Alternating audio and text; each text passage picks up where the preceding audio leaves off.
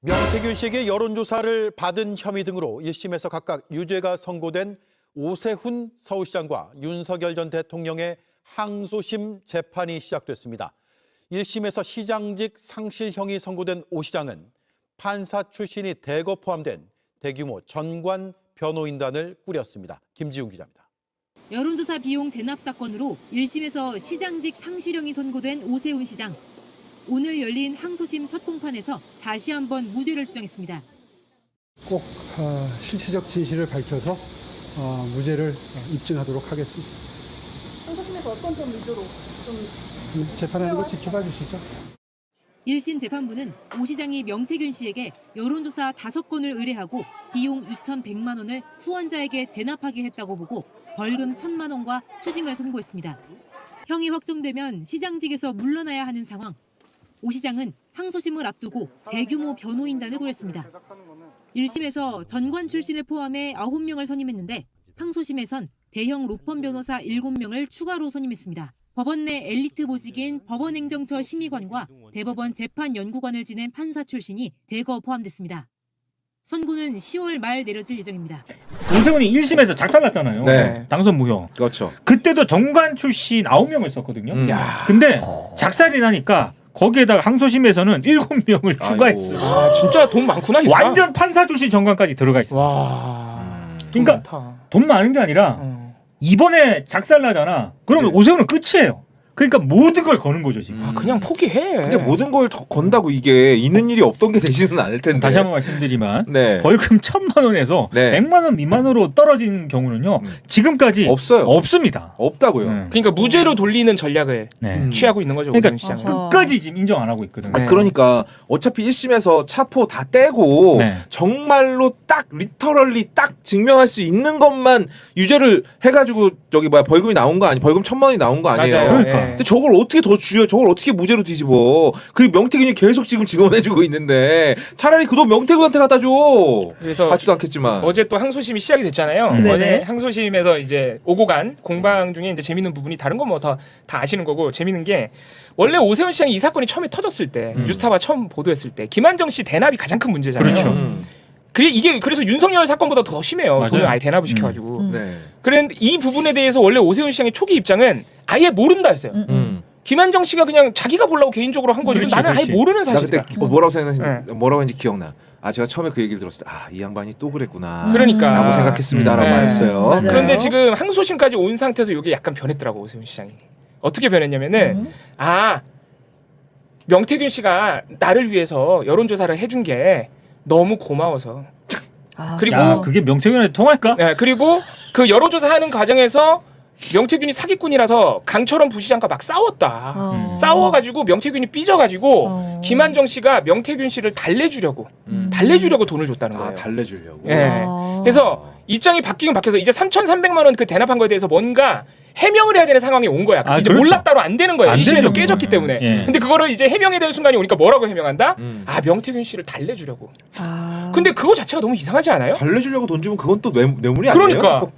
너무 달달한 이야기로 바뀌는 거야. 고마워서. 근데 삐져가지고 달래주려고 이렇게 달달한 이야기로 간다고. 아니 지금 이번에 대형 로펌 변호사 7명이 추가로 선임됐는데 거기 보면은 그 법원행정처 심의관 출신도 있고 네. 대법원 재판연구관을 지닌 판사 출신도 있다라고 하는데 지금 봉우리가 지금 얘기한 저 지금 전략대로라면 네. 굉장히 이상한 논리죠.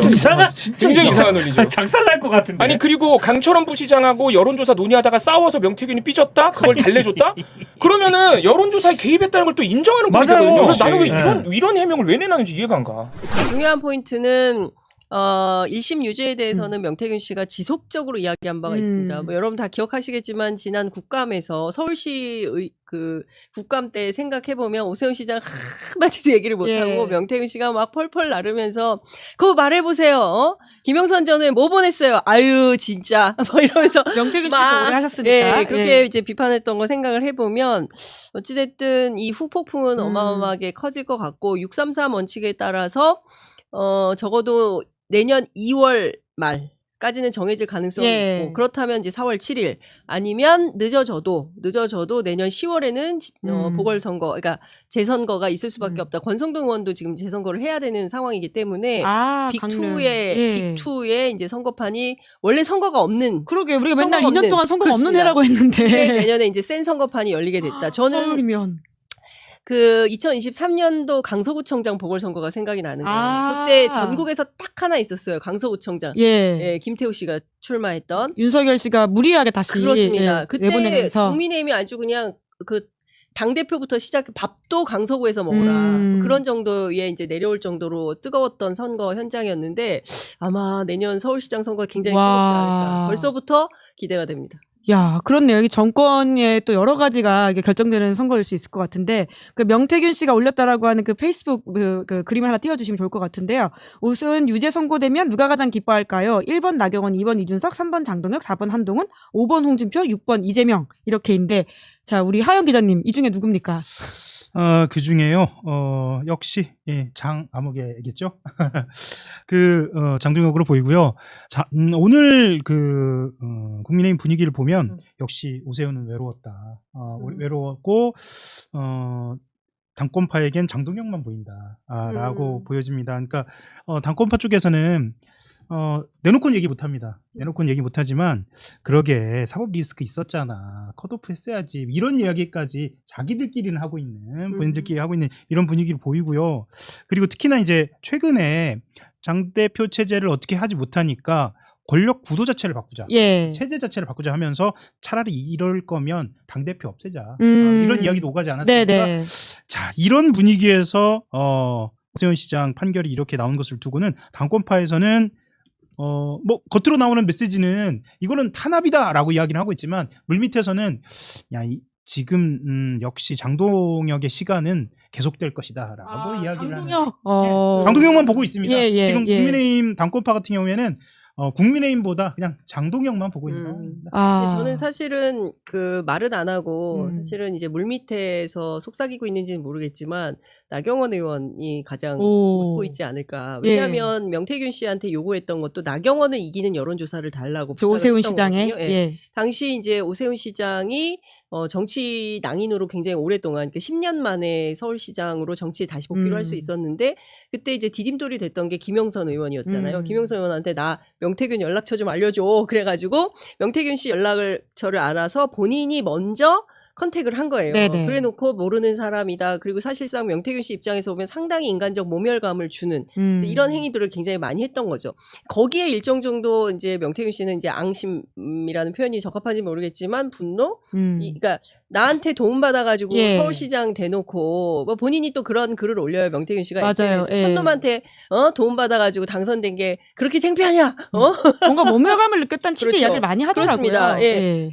그러면 이제 이런 거죠. 사람이 그렇게 도움 받았으면 은혜를 갚지는 못할 망정 그렇게 도와준 사람한테 모멸감을 주는 행위를 해서 인간적으로도 해서는 안 되는 일인데 오세훈 시장이 이제 그렇게 한 걸로 보입니다. 그러니까 명태균 씨가 금수만도 못한 짓을 했다 이렇게 비난을 하고 나선 거거든요. 그러면서 아니 감옥 가기 전에 저한테 전화했다니까요. 명태균 씨가. 그 법정 구속되기 직전에? 아니 직전은 아니고 좀 전에 장 기자님 오세훈 시장은 유죄 확실합니다. 그렇게 이야기를 했어요. 그러니까 본인도 사실은 같이 걸려있는 상황이기 때문에 유죄를 확신하면 안 되는데 이 사람은 그런 정도로 오세훈 시장에 대한 어떤 배신감이라고 해야 될까요?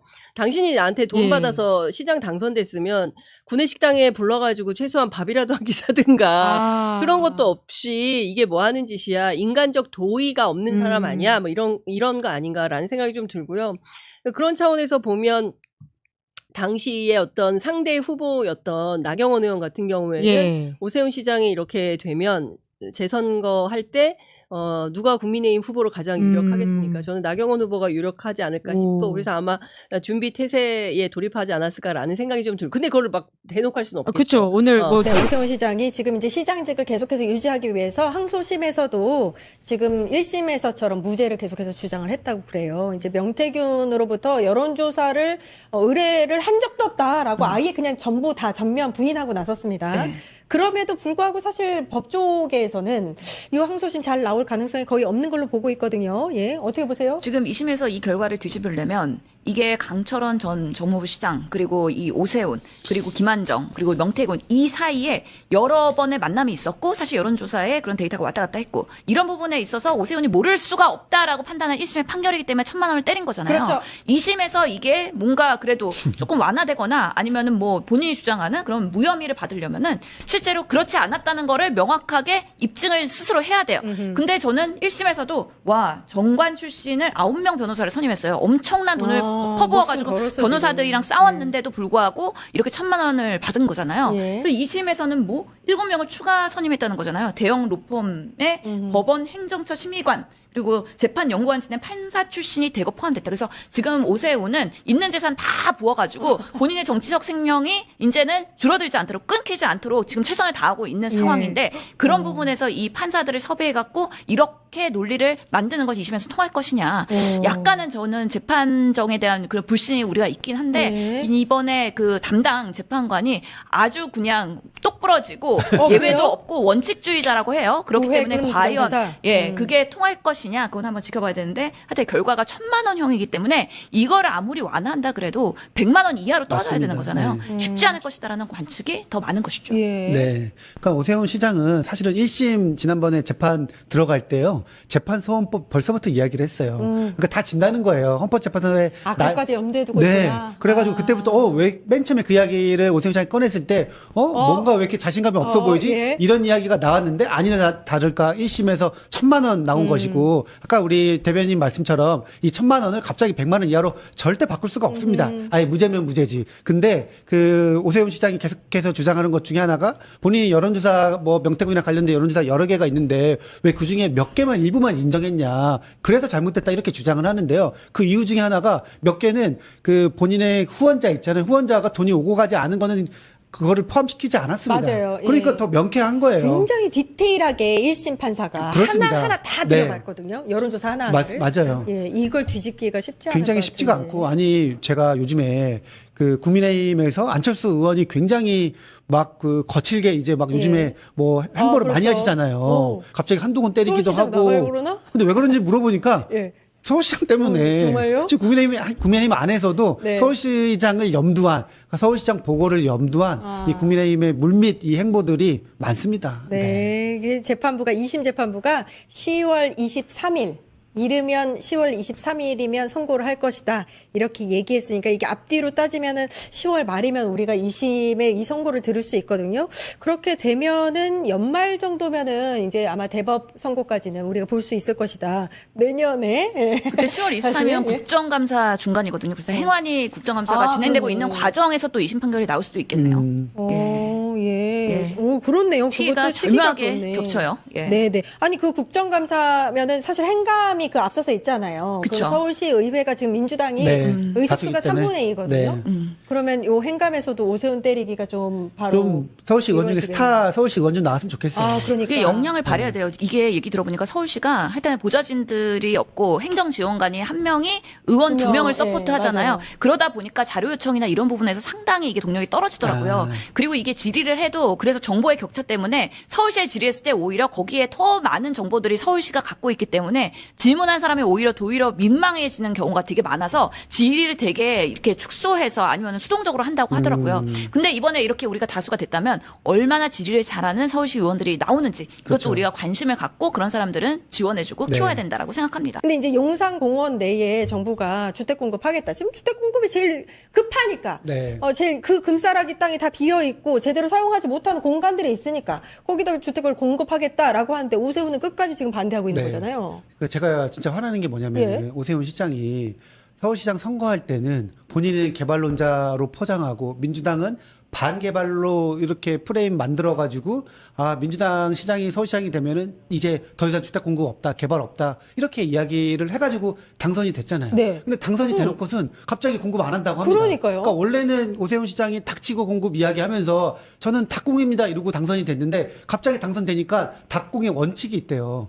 그러면은 닥치고가 아니죠. 네. 그러니까 지금 오세훈 시장이 얼마나 말을 바꿨냐. 그리고 본인의 그 뭐 가지고 있는 뭐 소신이 뭔지는 잘 모르겠는데 근데 과거에도 오세훈 시장이 지금 이 용산 우리 그 정부가 풀려고 녹지 공간으로 이렇게 주택 공급 부지로 쓰려고 하는 그 공간보다 한 7배나 많은 지역이 그 서초구에 있는데 서리풀 예. 지구라고 거기는 그린벨트 다 해제했습니다. 네, 윤석열 정부 때. 윤석열 정부 때는 다 네. 받아놓고, 그죠? 그러니까 윤석열 정부 때는 지금 용산공원 그 공원보다 더 많은 부지를 해제해 놓고 예. 지금 용산공원 부지 내에 아예 공원 부지 말고 그 뭐 군인 아파트, 장교 숙소 여기는 법적으로는 용산공원 부지인데 공원이 공원으로 사용을 아니에요. 못해. 네, 예. 공원 부지가 아니에요. 지금 이미 주택 부지인데 거기도 안 된다는 거예요. 너무 황당하지 않아요? 이거는 반대를 위한 반대고 방해 공작이나 다름없다. 저는 그래서 오세훈 등장할 때마다 이러니까 서울시장 는 거, 우리가 진 게 너무 뼈 아프다. 라는 속상함이 계속 있어요. 지금 오세훈이 용산공원은 1cm도 양보 못한다. 라고 주장은 하는데 그 이유가 안 나와 있어요. 그리고 그냥 공원을 보존하겠다고 하는데 공원 외에도 용산의 뭐 정비창이든 우리가 할 수 있는 부분의 일부만 하겠다는 건데 그 반대의 논리가 명확하지 않거든요. 제가 이렇게 유튜브에서 부동산 채널들 대부분은 부동산 이 전문가들이 보면은 시장주의자이기 때문에 상당히 보수적인 그런 평을 하는 사람들이거든요. 이런 사람들조차도 용산에 개발할 수 있지 왜 못하냐 이런 면에서 우리 정부 측에 지지를 하더라고요. 그러면서 이거는 정말 발목 잡기라고 생각이 들고요. 오늘 또 뭐 이제 김영배 의원도 만나긴 했는데 평행선을 그렸고 네. 또 돌아오는 주에 이제 김은덕. 다시 한번 국토부 예. 장관 만난다고 했으니까 어디까지 합의점을 찾을 수 있을지는 조금 더 예. 논의를 지켜봐야 되긴 하겠지만 실제로 청년주택 공급을 위해서 개발한다 그러는데 발목 잡고 있는 서울시장을 이거 끝까지 버틸 수 있을까요? 네. 아니 지금 언제까지 지금 시장직 할지도 모르는데 이렇게 자기 정책하면서 끝까지 간당간당 몽린을 부리고 있는 거에 대해서 국민 여론들이 어떻게 반응할 것인지 예. 이런 부분에 있어서 본인이 정무적 판단 너무 못하고 있는 거 아니냐? 그래서 서울시장으로서 지금 한두 번 하는 것도 아닌데 그리고 계속해서 닭공 얘기했으면서 지금 왜 반대하느냐? 이런 부분에 있어서 논리가 없어요. 그래서 이 분노하는 지점들이 점점 커질 거기 때문에 만나고 계속 협의하고 수기하고 인내를 갖고 하다 보면은 언젠가는 오세훈도 끌려올 수밖에 하고 없다라는 싶은 생각합니다. 이야기 중 하나가 여러분 혹시 용산공원 가보셨어요? 안 가봤어요? 용산공원이 없어요. 네, 아직 없어요. 그냥 부지만 있는 거예요. 그러니까 지금 민주당이나 민주당 정부가 하려는 게 갑자기 있던 잘 되고 있는 공원을 그냥 다 뿌개가지고 거기다가 하려는 게 아닙니다. 아니, 지금 얘기 나오는 거는 무슨 센트럴 파크가 하나 있는데 그걸 다 때려 부숴서 주택하는 것처럼 얘기가 되고 있어요. 그리고 지금 법적으로 용산공원 부지라고 하는데 아까 제가 말씀드린 대로 이미 주택 부지도 있고 거기 안에 아직 미군이 아직 반환 안 한 데도 있어요. 예. 근데 그거 가지고 그럼 활용하겠다는 거죠. 그럼요. 그리고 거기에 있는 전체 공간을 하겠다는 것도 아닙니다. 예. 아니 진짜 아닌 말로 민주당이야 계속 무슨 녹지 뭐 그린벨트 중요하다고 이야기를 하신 민주당의 의원분들이 많으니까 바뀐 거에 대해서 오히려 칭찬을 그렇지. 해줘야 예, 되는데 예. 오세훈은 원래 개발론자였잖아요. 예. 근데 진짜 이건 발목 잡긴 거죠. 네, 예. 그 뭐 용산공원 1cm도 양보 못한다라고 김영배 서울시당 위원장한테 이야기했다고 하는데 그래서 이제 김영배 위원장이 자기 정치한다 끝판왕이다 뭐 이렇게 이야기를 했습니다. 예.